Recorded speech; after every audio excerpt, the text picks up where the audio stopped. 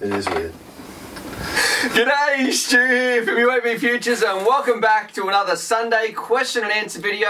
Little disclaimer today, I think it's Thursday, it's not Sunday, whatever it is, but if you're new to the channel, what these are, we get together every Sunday, well every second Sunday. You guys put some questions in the comments down below about all things FPV related, YouTube related, and Trevor and myself, we go through and we answer some of your questions, have a bit of a lark, and it's just a lot of fun. Now I have no idea how these are going to turn out, because there's always a bit of shenanigans involved, but definitely grab a cup of coffee, watch this video, and let's get in and talk about some FPV questions. Now the biggest one here, usually we pick a winner as well, and we will be going through that. I don't actually have a sponsor, but don't worry, I'll be finding a prize for somebody, whoever we pick out, and if you put a question down below, that's how you go into the running to win some of these prizes. Now, a big one today. Trevor, what's going on? What do we got? What's special for the people today? Well, it's not really special. Well, it's not special for us, but they've been asking all the time. What we have, we're gonna pan out. What's that? What is very special. What are you talking about? So in the house, what we've got Crash Test Cal. Finally, he's a massive part of the UAVfutures team. And does it feel weird to be here doing a Q&A? Very. Yeah. Do you like the chair we got you? No, not at all.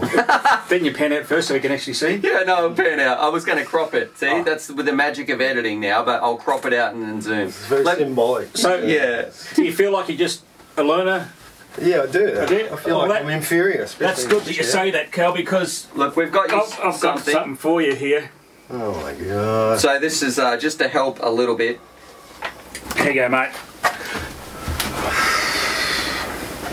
We made that just for you. So what we've got here, you probably can't see it because Cal's down here. We've got Cal a nice little learning plate because you're learning to get on with these Q&As. Those are my P plates by now. Anyway, what we should do, let's get Cal a real chair, jump in and get started with some FPV shenanigans. Yep, it's either going to be... I've charged the battery, I put a new SD card in there, everything's ready to rock and roll. So as long as my phone doesn't go flat and it's in focus. You want me to turn the screen around? Nah, otherweise you just stare at it like all day. He just took my mojo, that's what I was going to say. He's normally a flat battery or he hasn't pressed, you know. Alright, we're going to move on, we're going to jump straight in. We've got Cal a proper chair now, jokes aside. So this one's from RC Flyer 101. I've got a question for your next Q&A. Who and how and who found the UAVfutures test track? So, I don't know, who wants to answer that? Do you know how that was found? I did hear the story once, a long time ago, but I don't remember. Yeah, one of our flying buddies, Tom, put us onto that. Yeah, shout out to Tom. Yeah, it was, how come Granger's got time to... Granger, yeah, that's actually Granger's question. To write that down when he should be painting. Alright, we're moving on. But alright, so this one's from Racing Kurtle. Can we... I didn't realise this when I read it. Can we zip tie Stu's arms to the chair in the next Q&A?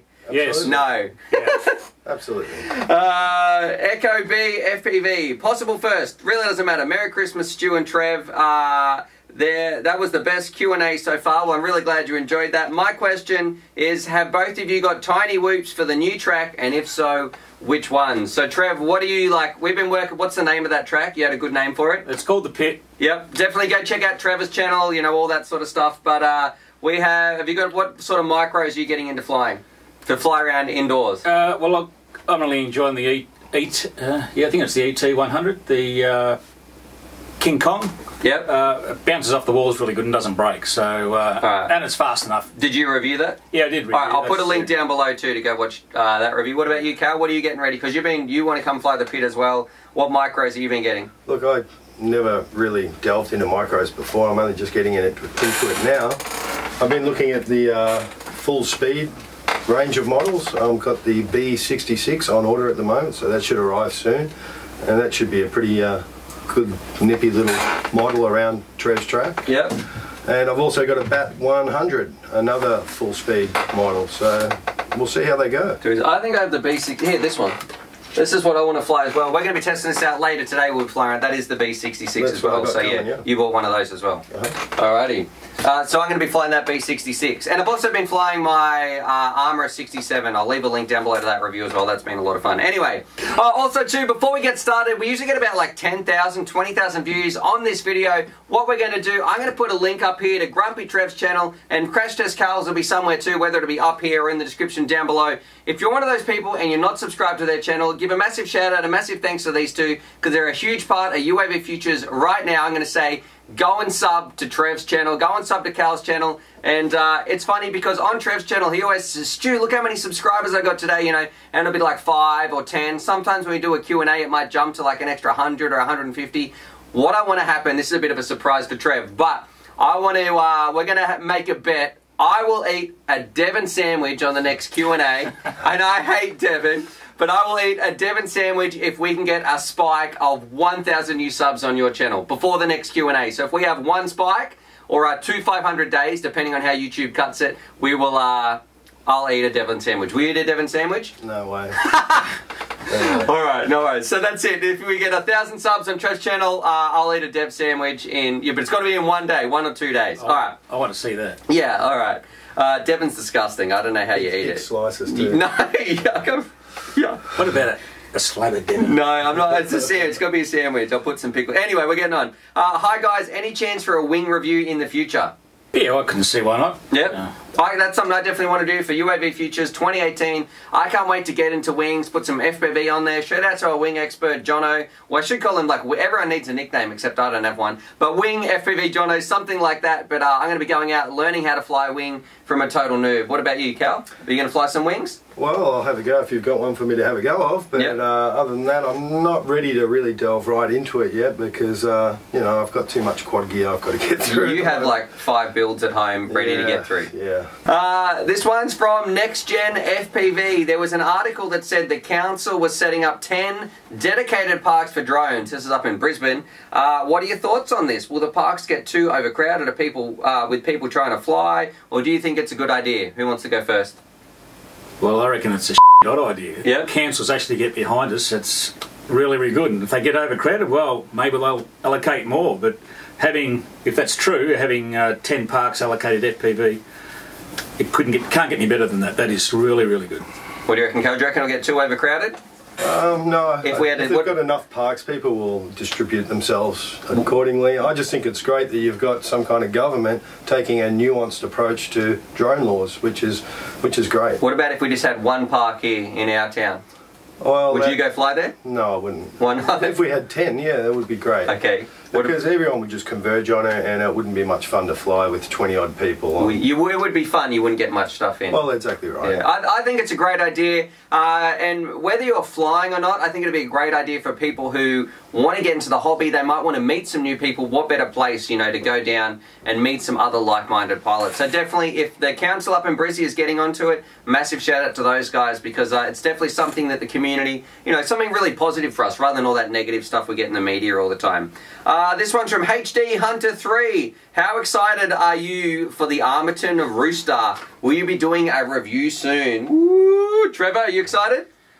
I'd have to say extremely. I can't wait to see this thing. The Armiton... And this goes up on Sunday, by the way, so by the time you've watched this, we've already reviewed this because we're going to go review this straight after we film this. Yeah, I've already seen it, and it looks Mickey Mouse, guys. Yeah, I tell you, but we haven't flown it yet. What do you think of the looks of it, Cal? I think it looks great. It's much lower, seems a much lower profile, the way they've built the head on it, than the Chameleon, so it's, you know, definitely an improvement, and it looks super strong. Alright, we'll have to see how well it holds up too. Alright, did I answer that? Yeah, I'm massively excited. I can't wait to fly it. You know, that's one of the reasons sort of we're going to be doing this Q&A and going straight out, because I can't wait. I got that. That was what was in my box that you got. That doesn't sound right, but that was what was in that package the other day that you saw in that video that I was really excited to show you guys. Is it still under wraps? No, you can show them. Yeah. It's a thing of beauty. So this one's from Disc Jockey Dragon Q&A. How should you go about finding other people to race against? So also, love the video title and the beginning message. Cal, so if you were into racing, how would, you know, let's just say just racing, how would you go about finding some other pilots to fly against? Just go to Facebook Yep. and look for the local clubs, and that's join up with them, and they're only too happy to tell you where they're flying and ask you to join them. So yeah, that's the way to go, I think. Trev? Yeah, I agree with Cal. That's probably the best way. Facebook, under the group you want to get onto, yeah. Yeah, I would say also Multi-GP, they have a lot of chapters, and I think Multi-GP is all about the racing. So if you're just hardcore into that, I think Multi-GP would a good place, I can't talk properly, a good place to find some other pilots to fly against. We don't know. So this one's from Fandango. What beer does Trev drink? He looks like a VB man. Beer does not touch these lips. Well, what do you drink then, Trev? Anything that's got scotch in it. Okay. What about you, Cal? I don't really drink much anymore, but I used to be a Carlton draft guy, I guess. Yep, and I'm just over here sipping my cup of tea. This one's from Tyler Jones. Hey Stu and Grumpy, is there a huge difference between Betaflight, Raceflight and KISS? Which do you prefer and why? I'm going to go first on this one, and I'm going to say, for me, I really like Betaflight. It felt, when I was flying it around, like I know my Norris came on Raceflight, and they both flew really, really well. I did find the setup on Raceflight, amazingly enough, to be easier than Betaflight. So for a first-time pilot, you know, if you're just getting into the hobby and setting your drone up, Raceflight was really, really easy. I love Betaflight, and I haven't tried KISSflight yet, but overall, Raceflight and Betaflight, you couldn't really tell. They didn't feel too much different anyway. From it, you know, they were all tuned well, and it seemed to just go nicely. Cal, Trev? Yeah, well, I can't really add to that. I agree with that. I haven't tried KISS either, but had a play with Raceflight. Seemed okay, but really couldn't tell the difference. Yep. And I like the way Betaflight works, and it works, so it's not broken, don't fix it. And it's open source too.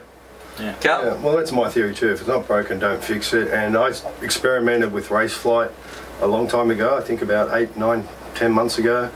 And it just works so well that I haven't kind of stuck my head into it ever since. I just put the firmware on the board and I've left it there. What quad is that on? I've got that in my Chameleon. Oh, yep. And also my Leopard, and it works really well. And you have a lot on Betaflight as well, don't you, as well? Yeah. Betaflight's my favourite, I must say, because I can get my head around it, I understand the configurator and everything, so that's just fine. Do they feel the same on the sticks, do you think, on your quads? They're similar. But like I said, if I had to go back and put my head into Raceflight, I would have to relearn it all again because I'm just not familiar with it. What I've got works really well. What about KISS? Have you ever tried KISS? Yeah, I did experiment with KISS a long time ago, probably about 2 years ago. And, you know, I had a Betaflight quad next to it, and I kind of flew them together, and I liked the Betaflight better. So I discarded KISS, and that was it. Gene Simmons got anything to do with it? I am a big KISS Army person, you know. No, we're moving on before this. Okay, so Mike Tech, I think we've already had some from you. So, I asked my wife for her Q&A submission. Ask him, why does my husband spend so much time watching your FPV videos? And I can answer that one, because your husband is a legend. This one's from DJI Drone. Question for Trev. Have you ever considered cleaning up your bench? You never find anything there. This is not mine. So that's my radio. There's a clean spot there at the moment. So. And I must say, this place is looking cleaner than ever. I don't know what's going on, because Trevor's been doing an awful lot of cleaning up. When I came in here, I couldn't believe how much space we had. We can actually put the camera out. There used to be a bin there that we just throw all our stuff in, and now we've actually got some space. So I don't know. It's looking good, Trev. Hey, what's your bench like, Cal? That's my living room table at the moment, and it's just totally choked with gear. Can you send me a photo when you get home? I'll see if I can flash it on the screen. A little bit embarrassing, but yeah, okay. Okay. Hey Stu, I'm going to be buying a pair of FPV goggles, and would you say the Onways are better than the Sky Zones? I noticed they're on sale at Banggood. So this runs from Adam Bentley. Would you be getting some Sky Zones? Onways, or, you know, what did you think about them? Have you tried Sky Zones? No. Have you tried them? Not the new ones, haven't we? No, just some ones that are on sale. Did you, what did you think about them? They're okay, but that's what I use. I've got a set of Onways, so that tells you all about it. What are these things that you keep getting snagged on? Oh, these are, so you can really look. You can see right Can I try one? So you go, yes. I can't see anything. No, well, you're not supposed to be able to look. Have a look at that. Can you see the end of that? No. What about now? No. Anyway, I would say, as far as those goggles goes, look, if you can get a really cheap pair of Sky Zones, they are a quality brand, and, you know, I know Ladrib, shout out to him, he flies Sky Zones, so look, they're not a bad goggle. If you can get a cheap pair, definitely go for it. You're not going to regret it, because they're still going to perform very, very well.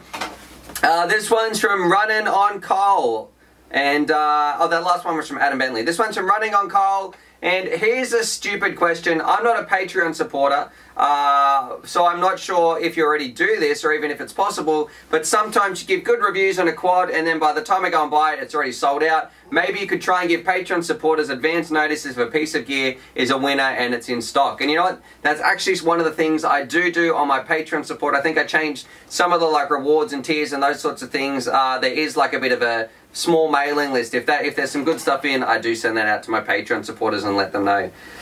This one's from iBallistic Stampy fan. I mean, I don't know. How do you go about setting up a course? Trev, Cal?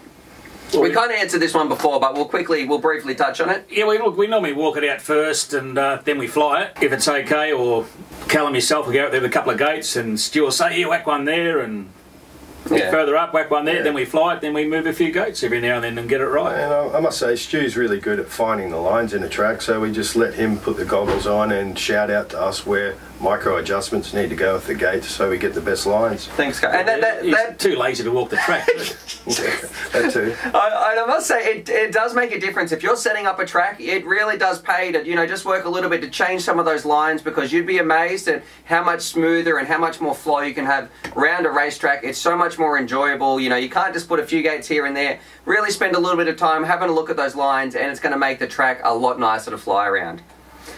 This one's from Lee Sherrill. Merry Christmas, UAVfutures family. So it's to you guys too. New to the channel and FPV, I hear you, Stu and Trev, say often sims are a great way to learn. What are some of the best sims to purchase that I could learn to fly on, that I could use my radio and goggles with? Well, you can use any radio and goggles on most of the good sims out there. As long as it's got a HDMI port and that sort of stuff, if you want to plug those in. I know I use my Tyrannus on there, but I'll ask you guys, Cal, what sim do you fly around with when you're practicing? I use Liftoff, which I don't have any experience with any other simulator, just Liftoff. And the reason I went to that originally because it had PIDs in there. And I was trying to get my mind around PIDs, and I thought, well, maybe I can do it in the simulation and get some understanding. It didn't quite work out that way, but it's been a great simulator, and I'd recommend it to anyone for only $20. You've got to switch your mind on first, Cal. Well, that helps too, of course. Yeah. What do I use? Velocidrone. Yeah. And Freerider, I think, was the other one. Yep. Yeah. And I like Velocidrone at the moment. I'll be doing a review on that next week, so probably like the day after you watch this video. Stay tuned to that. But sims are a fantastic way to learn, and whether you get Freerider, Velocidrone, or Liftoff, you can see we all use a variety. They're all, a little bit similar. It's not going to feel exactly like the real thing, but if you're just getting into the hobby, I think it is one of the best tools. It saves you from crashing, and you really do learn that muscle memory. This one's from Dave Hemi. Hello, Stu and Grumpy Trev. I just picked up my first micro and I'm totally hooked already. Looking to get components to build a 5-inch racer. My question, can you explain what the numbers on motors mean and what to look for when buying all the pieces to build a racer? Do you want me to answer the... I guess we don't need... Yeah, you can add some bits in. Pretty much, so if you're going to say like a 2306 size motor, the 23 is how big it is, the 6 would be like the size of the stator, and then you've got your KV rating after that, so maybe let's pick a 2700 KV. That stands for kilovolts, so how fast it's going to spin based on how many volts you pump through it, and pretty much that, how fast it is. And a good tip for a 5-inch racer, if you're on a 5S, maybe you want to get like the 23, that sort of, the lower KVs. And if you're going to go to 4S and you've got a light quad, you want some insane speed, maybe as high as like 2700 KV. That's, there's some good, between there is going to be the pretty normal range that most people are using. You got anything to add to that? No. No, what you said. Yeah. So this one's from Mind Games FPV. Hi guys, hope you've had a great holiday. My question is, how do you determine what angle to put your FPV camera at? Is it just trial and error? Do you change it depending on the quad you are flying, or are they all the same? Are yours all different, or? Probably all the same, because once you fly them, if you're looking at the ground, well, they're obviously too low, so you need to see a bit of the horizon in there. Yeah. So you can adjust it so you can see where you're going. If you're looking at the ground, all you're going to do is nosedive into the ground. So you need to fly it first and then adjust it. Cal, what about you, Cal? Yeah, look, I usually start... Oh, I've forgotten what I was... I'm tired. All right. Go again. What about you, Cal? We just had to take a retake. Cut's having a brain fart. What's going on? I'm a novice. Yeah. All right, I usually start with my camera at an angle of about 45 degrees, and I'll raise it if I'm going to be racing, and if I'm going to be doing freestyle, I'll lower it. So I've got some idea of exactly where it needs to be, and that's my general guide, yeah. And then if you don't like it, it's pretty easy to change on most Absolutely. quads. I would say, yeah, I just sort of crank mine up, and if I can't see the ground when I'm going to take off, and I'm out on like the racetrack, then I'm like, yep, that seems to be pretty good. If I can see the ground, I'm like, well, it's probably too low. That's for my type of flying anyway. But I would say on the flip side, for me, if I'm flying around indoors, you know, something like the pit or some, you know, we'll put some flying of that at the end as well.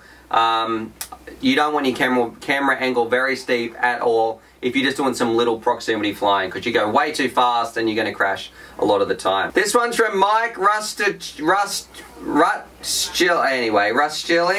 Hi Stu and Trev, love all the videos. I'm just getting into the hobby and I'm still trying to pick out my first set of FPV goggles. I'm not willing to spend $300 on the on-ways. I'm going to paraphrase the rest of this, but what would be some cheaper alternatives? You know, like $100, something. What would you get?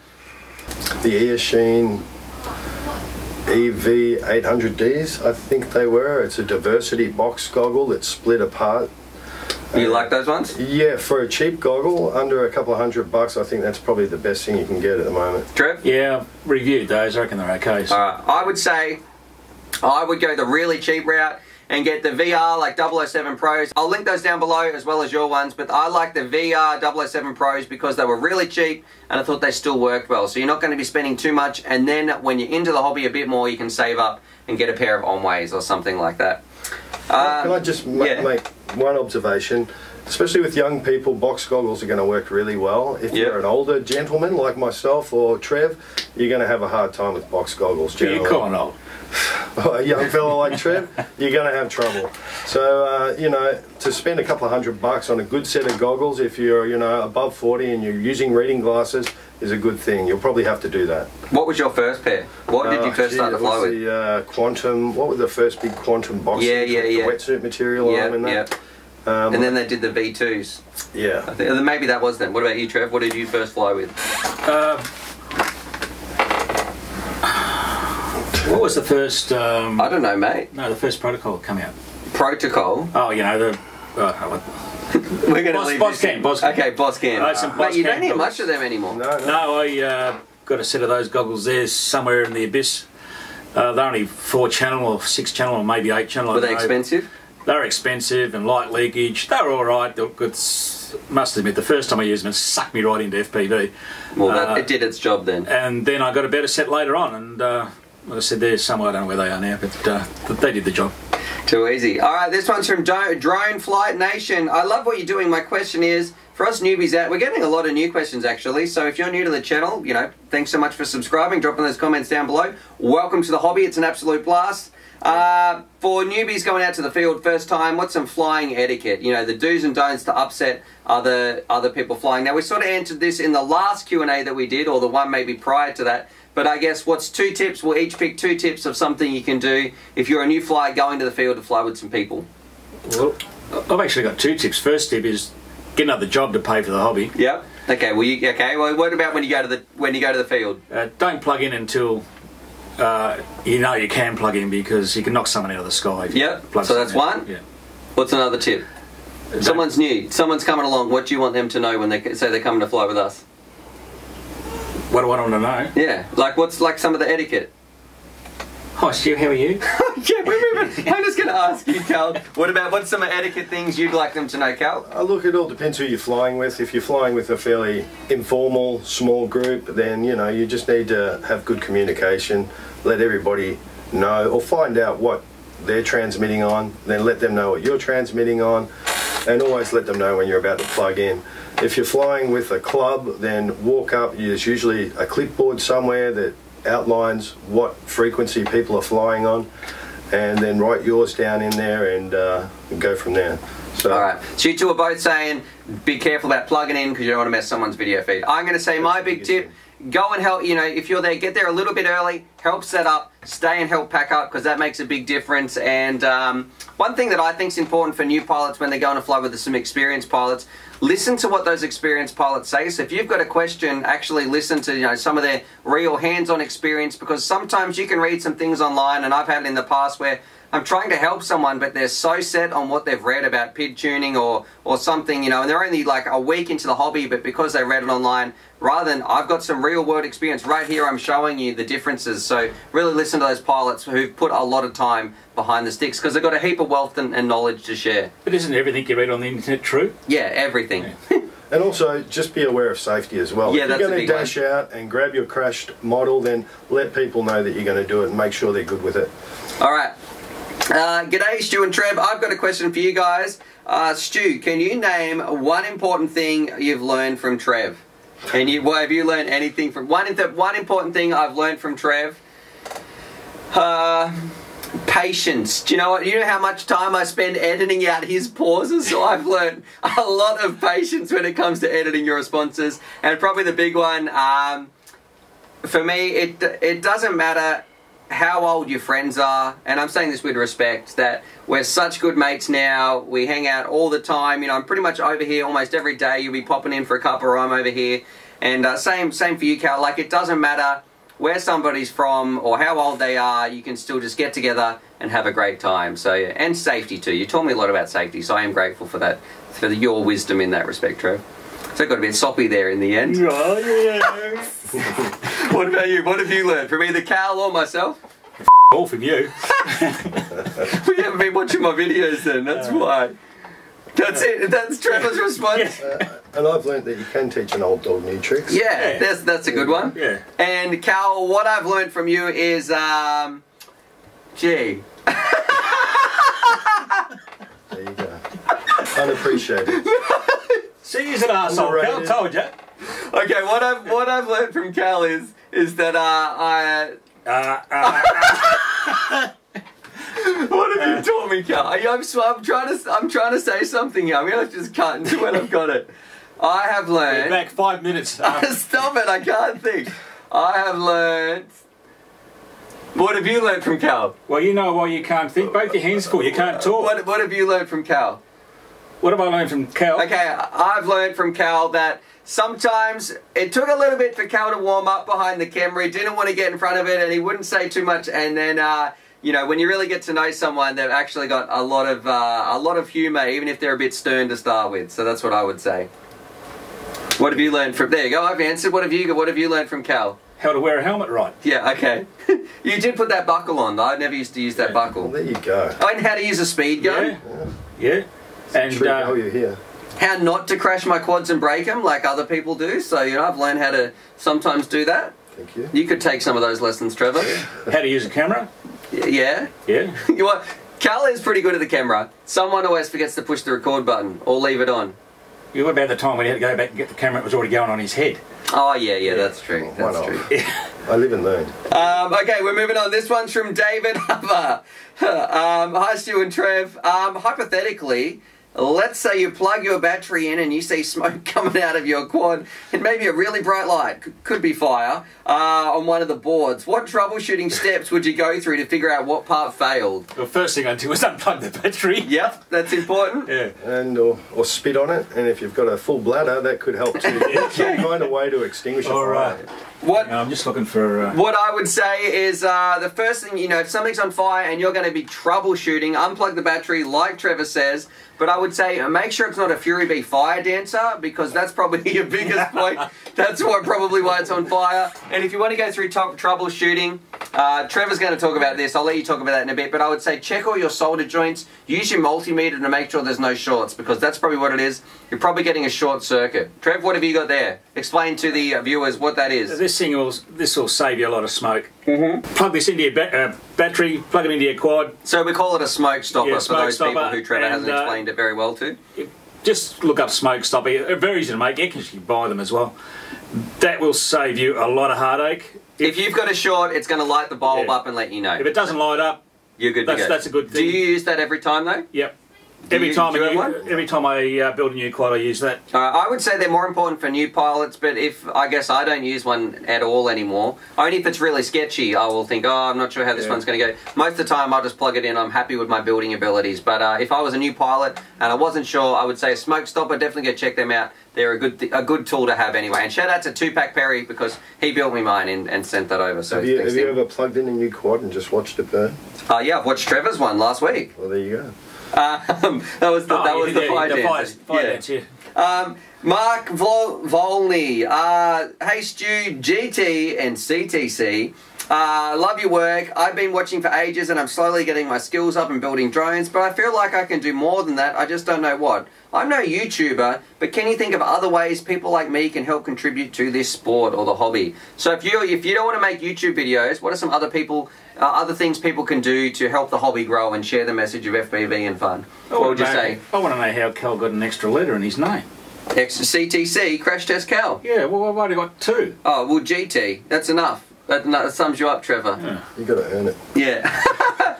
They're actually like fines, so you got to work them off, you know? Okay. Yeah. Anyway, so what would you say? So how can people help the hobby? What was the question? Someone, he doesn't want to... See, I'm not the only one. He doesn't want to do YouTube videos, okay, but he wants to help the hobby. I'll get into Facebook. Most people into Facebook. I'm definitely not. So I'm a YouTube guy, but if you're a Facebook guy, get on Facebook, get into a group and start sharing stuff. Do you have any videos? Do you have any YouTube videos out yet?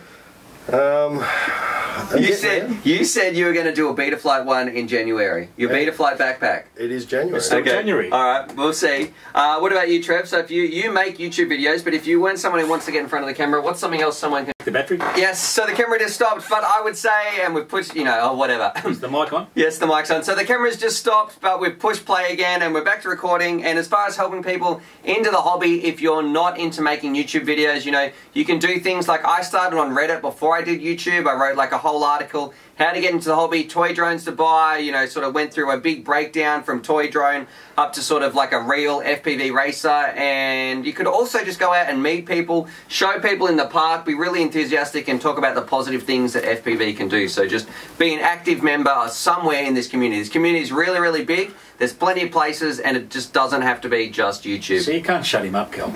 On and on. Anyway, Trev and Cal are awesome. So, well, there you go. You two got a bit of a shout out there. Question, how long have you been flying quads? And what one thing would you go back and change if you could regarding your channel or your FPV hobby? How long have you been flying, Cal? Almost 3 years. So I started in July, actually, yeah. So 3 years? July 2015, yeah. What would you go back and change? Oh, there's a lot of gear I would not buy again. Yeah. Okay. So it was a lot of trial and error back then with, gear that was fickle, flight controllers that were fickle, frames that were fickle. So there's a lot of stuff I would just totally bypass. And the hobby has evolved so much that that's no longer a real problem, especially if you're watching UAVfutures. Some quality TV programming. Yeah, we'll help you navigate all that junk and stay away from it. That's true. The guys out there got to realise how much money they can actually save by watching a good YouTube clip like Stu's channel.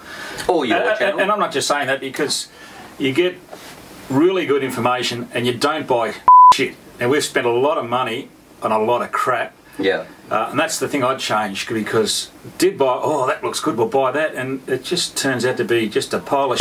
And I've got a pile of shit over there sitting in the tub. And that's the thing. Could have saved a lot of money, a lot of stuff. Thousands of dollars. A lot of stuff I definitely would not have bought. When I first started too, a big thing they used to always say is buy plenty of props. Buy plenty of props. Yeah. I bought heaps of props. I've got boxes of props which I will never use and should go into the bin. I keep telling myself I'll bring them along one day and give them away, but no. I don't think people. Yeah, you can't even give them away. Yeah. Return to sender. Yeah. I would say I've actually forgotten this question. Oh, so I'm gonna go back and change. And how long you been flying? How long you been flying? You should forgot to answer that bit. Probably 4.5 years. Yeah, I'm about the same as Cal. I'm 3 years. I would go back and change regarding my FPV hobby. Exactly the same thing.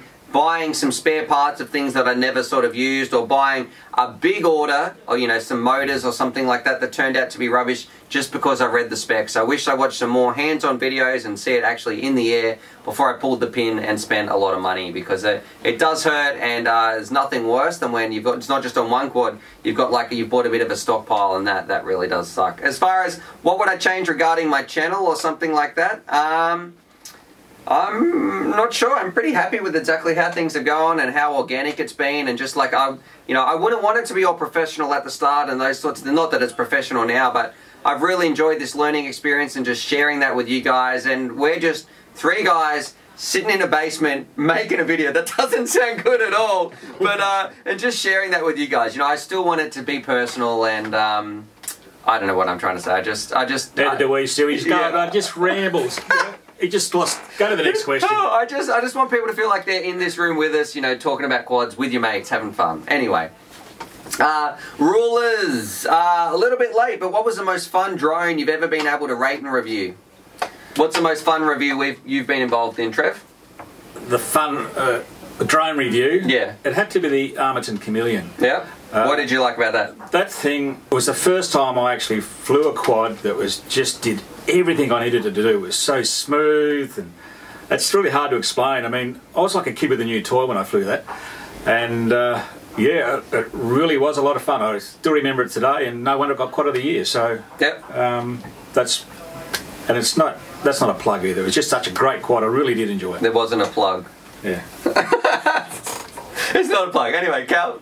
For me, it was probably the Avant Devil. Mm-hmm. What did you like about that? Because it was groundbreaking in the fact that it was so fast, it was so smooth, it was really light, and really well thought out frame. Very, very well thought out frame. Yeah, that thing was quick. For me, yeah. Oh, you got more to say? No, go ahead. For me, I would say I really like the Norris. So we're picking some top tier quads here. We've got the Chameleon, the Devil, and the Norris. And you know, when I flew that from Catalyst Machine Works, even though I do prefer the America, I think the America is better than the Norris. But when I flew that Norris, I think that was when, for us, it clicked. We showed some of the shenanigans. You started talking behind the camera, even though, you know, I never knew you were doing that. And when I watched that video back, you were talking there about how you're worried about getting hit, and we ended up getting you a helmet and all that sort of stuff. And that was a lot of fun. And we smashed that thing into the ground, and just how much fun that was. And the battery just launched, and we almost could have caught it. I think that was the start of when I realized how much fun it was flying around, and that I wanted to put that in the videos as well. I wanted to bring you guys along with not only the specs and the flights, but also the shenanigans behind there. So that was a lot of fun really for funny me. about that Cal worried about being hit. He was the only one worried about getting hit. I ended up getting him a helmet and a shield. Yeah. Will Phillips, I'm late to the game, but I would love to see more of Cal. You 3 make a great team. Keep up the great work. That's not even a question. That's just another plug there for Cal. Thank you, Will. This one's from UT Mike. Was that your other account, was it, Cal? Smarter. People often say I look like Grumpy Trev. Any good ideas on how I can earn enough money for plastic surgery? Love the channel. I'm going to say for UT Mike, I'm very, very sorry for you and your wife. What about you, Trev? Your kids must be gorgeous. We're moving straight on from that one. And this one isn't even a question, but this goes to show, look, Trev and I, we read the comments all the time, every single comment that's in there. If it has a reply or not, we still read every single one, you know, and I love the interaction we have with this community. And a lot of the times I'll be going through and I'll see Trevor's responded to a comment on my video, and this one did make me laugh. And I didn't actually see this until I went back and saw your response. So I'd seen the first part. Hey Stu, a very serious, important question for you. Would you rather fight 100 duck-sized horses or one horse-sized duck? And then I said, this was my response, right? One horse-sized duck, so we could then eat it. I don't want to eat horse. And then Trevor came back like a week later and says, stewed in a duck. That question, do you remember that? Oh, yeah, I thought that was pretty good. We're moving on to some actual questions. ZBFPV. Yeah, Cal, we love you, bro. I always like to hear the thoughtful things Cal has to say about the quads you guys review. Be sure to let him know he's an awesome welcome addition to the show. That's not even a question. Thanks, guys. To the show. Hey, guys, what action camera is your favourite? Now, I think this one's pretty universal. There's 2 accounts you've got. Yeah. What's your favourite action camera? Oh, it'd have to be the GoPro. 5 or 6? The Session 5. Yeah. And I also like the Mobius Mini, which puts out a great picture and goes on the smaller quads, no problem. Yeah, I definitely want to look again. Well, I haven't actually seen that one yet. How small is it? It's almost half the weight of a regular Mobius, I believe. Yeah. Yeah, that'd be interesting. Because up until you just said that, the Session 5 is my favourite, but I'd certainly like to have a look at one of those. I don't think it's going to be as good as the Session 5, the Mobius Mini, but it's still pretty good for its weight. What about you? What's your favourite one? Oh, it's GoPro the Session 5, yeah. Yeah, I like the GoPro 5 as well. This one's from Frank Barrajas. I think I've done this one as well because I remember his little like Fallout face. Hey, Stu and Trev, how do you handle disruptive pilots or bothersome onlookers? So if someone came and flew with us and they were, I guess, not respecting, I guess, how a proper pilot should act, what would you say to them? Oh, they'd feel what's the wrath of Grumpy Trev? The wrath of Grumpy Trev, yeah. What would you say? Yeah, we haven't had any yet, but if someone was that bad, you'd let them know? They would get told, because they had a problem at all. Yep. Cal? I'd just orbit their heads really tight and fast. And if nothing happens, I'd fly into their shin. We're not. Low-level violence, escalating. Yeah. We're not doing any ladrib flying into people. The hammer. Yeah. I would say, look, just have a chat to them, and then I guess it's lesson learned. Just don't fly with them again. If someone comes along and flies and burns their bridges and doesn't listen, then that's their loss. They've got less people to fly with. What about if it was like a troublesome onlooker though? A bothersome onlooker, someone who's just hassling you, you know, just sort of having a go at you. You're being really respectful. You're not flying around people, and they're just like nagging at you all the time. Well, just still be respectful because you don't want to piss off onlookers. I just bide my time with them. Just would you pack up? Yeah. Oh, you look, if they were bad enough, I'd just leave. Yeah. Exactly right. Yeah. This one's from Bill Lenhart. So Merry Christmas. Thanks very much. Hey Stu, you and the old man. So I don't know who the three. I don't know who they're talking to there. If we've got Cal. 2 Stews. Okay. I'm middle-aged. Yeah. Thank you. And the old man are the reasons I've still got. Maybe he's talking about his own old man. Are the reason I've gotten into this community, and my inspiration is to keep going when the times get hard, stupid trees. My question is, have you thought of doing any troubleshooting videos? Maybe something like, look, if an ESC blows up, or why a motor is burning out, anything that would really benefit the normal guy out in the field that would have to take home and repair. Have a wonderful day, you two. So are you going to do any troubleshooting videos on your channel, Trev, coming up in the future? Probably not. I think, look, there's plenty of that out there already. Yeah. If you do a search, there's just so much out there, and we're just really repeating old stuff, and a lot of people look at it differently as well, so no, probably not. Are you going to do any troubleshooting when you finally get around to do a video? Oh, perhaps a little later on, because the evolution of our gear is so fast at the moment, so, you know, there may be some value to revisiting certain components every year or so, and just to see what problems they come up with now. I think sort of a mix between those two. So like, I know I've done like how to replace an ESC and all those sort of videos. I'm not going to be going back and doing that because it's the same process, even though the ESC is exactly the same. But if it's some new tech, like how to do smart audio repairs or something like that that needs to be done that I haven't done in the past, I think those are good sorts of videos to include. But if you catch all the smoke and put it back in, you won't have a problem. No, that's very difficult though. Thinking, this one's from Twig FPV. Thinking that basement racetrack needs a windmill. All racetracks need a spinning wheel of death. What? No, just thinking of a windmill blowing that dust around. Is just... Oh, yeah, okay. Are we going to put a big windmill in there, Trevor, in the pit? Oh, look, I think we might have to design something that's the wheel of death of some sort. We have to come up with some sort of design. If anyone can help us out there, it'll give us a link to a design or something like that. A design competition for Grumpy Trev, spinning wheel of death in the pit. Yeah, we'll put it in. We've got to be able to fly past it. So, and if you design one and we choose it, we'll name it after you. All right, there you go. Are they allowed to come and fly? Yeah, we'll let them come in and have a fly. No problem. All right, no worries. Even might even make them a Scotch and Coke. Okay, and a scone? Scone, yeah. No, you wouldn't want my wife's scones. You play cricket with him. So what's it like? Have you crashed down the end of the course? Yeah, we've done it. We'll fly around this. I'll show you guys some footage around there later. We're going to have a fly in a little bit as well. Oh, they already just read that one. Jordan Miner, hey Stu, how did you and Trev meet and start flying together? Keep up the great work. How did we meet, Trevor? On Tinder, wasn't it? Yeah, no, it wasn't. Grinder. Alright, the way we actually met, Trev sent me an email, exactly the same story as you actually said. I think we know some places we fly around. I enjoy your content, you want to meet up for a fly, and then the rest is sort of history. Here we are today. And I do remember the first day that I met Grumpy Trev. I was flying around with Tupac Perry, and I don't know, maybe a guy called Nick, if he ever watches these videos, shout out to him.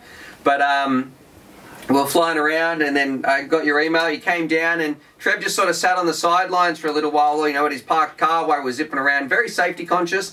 And then when I landed my pack, maybe you're impressed by my, or scared of my erratic flying or fast flying back then, which was pretty slow. And then he came over, and you know, since then we just hit it off straight away, and we've had the best of times. And are you going to say something? No? No. I thought that was all bullshit. Yeah. And then, especially a flying bit. And then I remember when I met Cal, you sent me an email. You were away in Scotland or Ireland or somewhere like that, going over to Europe. And you sent me an email. We met up, had some flying, and I really respected the way you came down every weekend, in and out. You're always the first one there to help me set up, pack up last, and that really meant a lot to me and showed Slave labour. You know, I thought that was really good, and it showed how much you like flying, and we just hit it off as well. And I remember, whenever you bring someone new into the team, it's always interesting. Like, Trev's like, yeah, is he good? And I was like, yeah, don't worry, I vouched for him, and he was great. And I knew Trevor and him would get on like a house on fire, and now we've just got like this great little, I guess, you know, you guys are the pillars of UAVfutures, so it's been a lot of fun. Someone's got to hold you up. This one's from Night Train FPV. My question is for you guys, something I have a lot of issues with as a noob.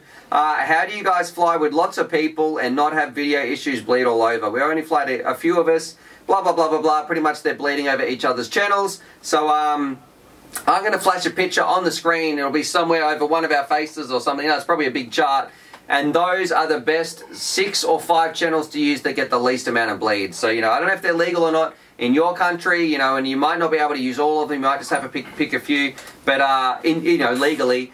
But go and use those. They're going to be the best ones to pick, because I know it can be really, really confusing. Well, we had 5 people up one day. Yep, we had 5 and it worked perfectly. And I think it's called like something modulation or disrupting modulation, where the channels can interfere with each other and affect a third channel independently. So there's a bit of science stuff going on, and it doesn't make it as easy. Like, you can't just pick Fat Shark 1, 2, 3, 4, 5, 6 and things like that. You know, there's a little bit, it's not just the separation, there's some other science as well. Anyway, long story short, go use those numbers.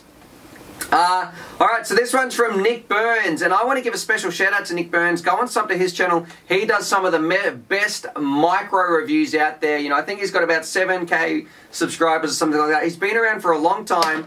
Someone just fell over. He flies those things like an absolute gun. I really respect what he does, and we were just talking about him the other day. I know when you were over yesterday or the day before, we're talking about Nick Burns. So how do you handle, so for everybody out there, go and sub to his channel. I'll put a card up here as well, but how do you handle internet criticism? So you don't sort of get any, other than because you're not posting videos. But what about you? If someone's, I guess, a bit negative on your channel, just ignore it. Yep. There's always going to be out there that are going to want to bring you down because they don't have this tall poppy syndrome thing or whatever. Always, especially on the net, there's always going to be some arsehole that's going to give you a hard time. So just ignore them altogether and pick up the positives, because there's 99% really, really nice people out there that interact with. It's fantastic. And I'm going to put a little bit of extra gloss on that, and I would say, you know, you just ignore those haters, all those sorts of things. Focus on your audience. You probably, and I know, Nick, you get so much love on your channel. This goes for anybody out there with internet criticism. Look at the likes, the dislikes, all that sort of stuff, the positive comments to the negative comments. And I got some really good advice one time off Final Glide Oz. He told me, you know, Chad, shout out to this because I remember it. And we were talking, and think about it like this. If you were going to go to a restaurant and you had a good meal and you enjoyed it, you're probably not going to write a review. You know, most people won't write a review. They'll just think, oh, that was nice. And then if it's really, really good, they're going to leave a positive, you know, a positive review. Kids are going crazy upstairs. But think about if you went to a restaurant and you had like a terrible meal or, you know, a bad meal, you're probably much more likely to write a negative response. So take it as that. It takes a lot more for people to put something positive on there. That seems to be just how the internet works, you know, and people put a negative comment very, very easily. So, you know, sum that all up and think, gee, I'm on top of that, you know, on top of that scenario, I'm getting so many positive comments. That's what you should be focusing on because people are happy to put that in there. So hopefully that helps. Ignore those haters and just focus on what you do. Don't let it steer you from your mission because, Nick, you make some great stuff, mate, and I'm a big fan. Grayson Kendall, how do you guys keep batteries from ejecting? Seems like every time you hit the deck, every time I hit the deck, my battery ends up 30 yards away from my quad. Well, I use a bit of Velcro. Yep. I don't. She doesn't use anything because he's always ejecting batteries. I do eject batteries quite a lot. I really want to start. I need to get some good stuff. The yeah, Velcro it works for me. What do you use? Yeah, Velcro I used to use. I picked up this... Batteries are getting ready.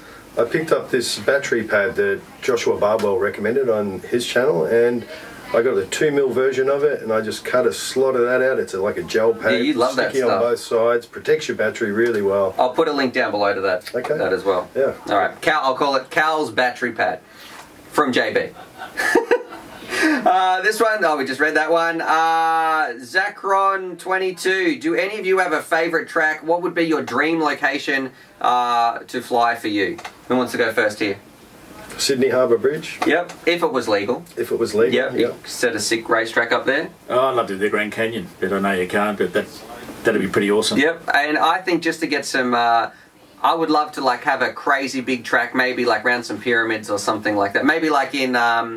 Machu Picchu, or you know, some sort of get some of those cool ruins, some sort of temple thing, maybe Angkor Wat. You could have some sick races around there. Something like that would be really, really cool. Of course, that's never going to happen, but yeah, that would be a lot of fun. So you're a bit of a Ferris, not a Pharaoh, I mean. What's a Ferris? Pharaoh. Feral, I was going to say. Feral.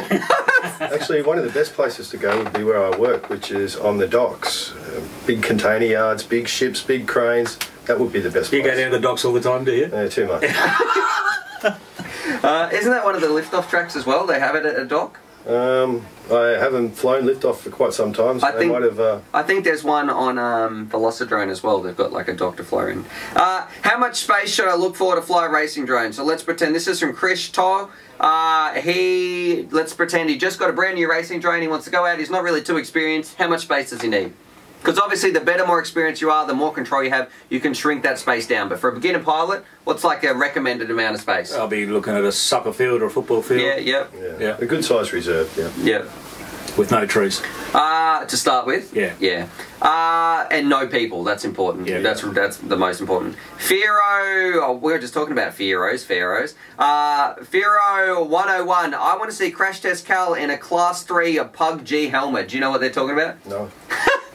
And Trevor doesn't know about PUBG, but yeah, we don't play that. But a little bit of a side story. Trev, what's the name of that game we've been playing a bit? If you can. Fortnite. Yeah, so no, we're not playing PUBG, but we've been smashing a lot of Fortnite. And let me tell you, Trevor lets a lot more swear words off when he gets shot than he does ever on this channel. So it's kind of crazy. A lot of the people that I fly with, we've also been hitting up a bit of multiplayer on Fortnite, so that bit's a bit of fun. Anyway, that was the last question, so hopefully you guys enjoyed that. Remember, drop your comments down below, put those in there, whether you've just got comments, questions, put them down there so we can go through every week and answer them. I am going to give a shout out to my Patreon supporters because in some of the tiers now, I put some new stuff in there where if you're in that tier, you're guaranteed to get your questions answered. So I'll put the Patreon link up here or down there. Go and check that out as well. So we're going to be doing some new segments just for Patreon people in here as well. It's time, I got a message off Granger, Granger FPV, shout out to him as well. And now it's time to actually pick a winner. So I actually built something to show you guys. You haven't seen this yet. Hang on. All right. So what we have, usually we draw straws, all that sort of stuff. I think you can probably tell what this is going to be.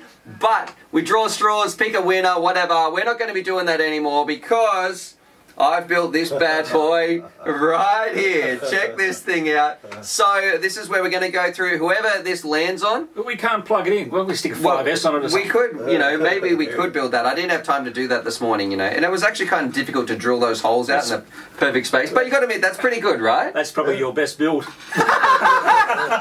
But anyway, what we're going to be doing, we're going to be finding who wins, so who gets to pick the winner? You know, your favourite question, what did you like? And I got to say too, even though we didn't have a sponsor, I will be shipping somebody, whoever wins, we'll go through, I want to ship someone out a micro. So I'll be going through, I'll be finding something, I'll be contacting you, we'll be shipping you out a little micro that you can fly around. Alright, so this is for who's going to pick the winner, right? What question did you like? Who wants to spin it? Go on, Kel. Go on, give it your best bat. Yeah.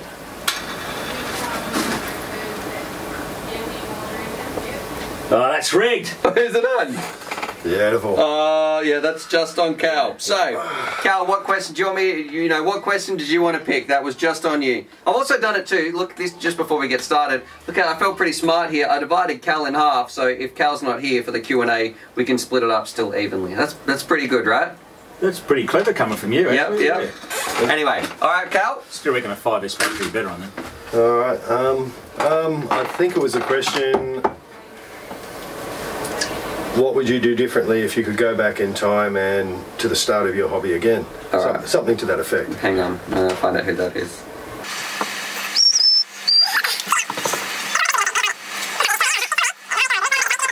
Okay, got it. Sorry that took so long. So this one's from Aaron Curley. So congratulations. And this just because it says Trev and Cal are awesome. How long have you been flying quads, and what's one thing you go back and change regarding your channel or your FPV hobby? Congratulations to Aaron Curley. I'm going to be sending you a message. I'm going to be shouting out to you. I'm going to be sending you a micro, I should say. Check your inbox, spam box, all that sort of jazz, because I want to send you something to fly around. Then we'll be in contact through email, all that sort of jazz. For everybody else, subscribe to more FPV related content. Drop those questions down below. Hope you enjoyed that. Share some love for Crash Test Cal. Show him some comments as well. And remember, if you watched it this far, go and sub to Trev's channel, especially Trev's, because we're going to get, if he gets a 1,000 spike over 24 hours, I'm going to eat a Devon sandwich, which I really don't want to do. Oh, you want to see him dry reach. You love him. Anyway, that's enough rambling. We're going to go fly around. You know, might show you a sneak peek of the not underground test track. We're going to show you a sneak peek of the pit. We're going to have a little fly-by micro, and then we're off to do our rooster review. So anyway, happy flying.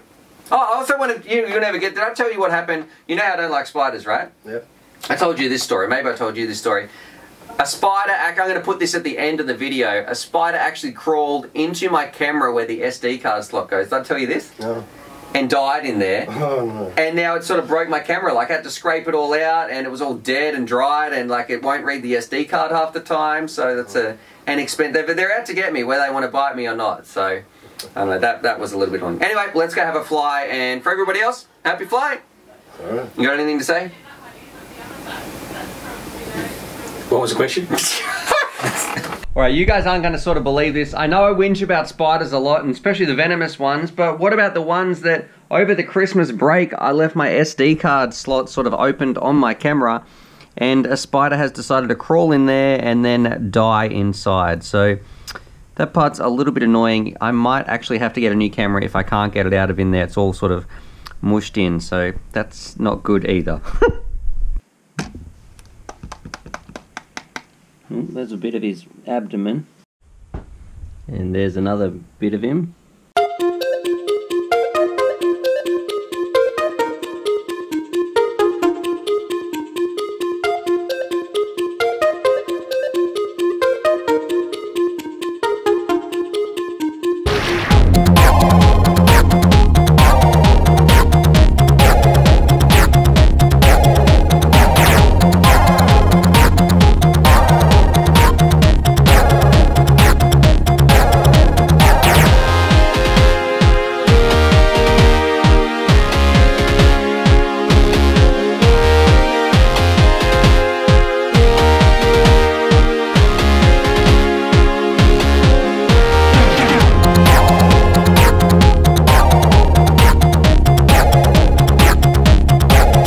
Alrighty, so hopefully you guys enjoyed that video. Definitely subscribe if you're new to the channel and check out these videos. And I'm also going to leave a little link here to my Patreon page, because I've got some fantastic Patreon supporters and I like to give back to them as well. So if you want to join the UAVfutures family, there's things like bonus Velcro straps, little bundles of FPV goodies and things like that that also get sent out. Anyway, happy flying.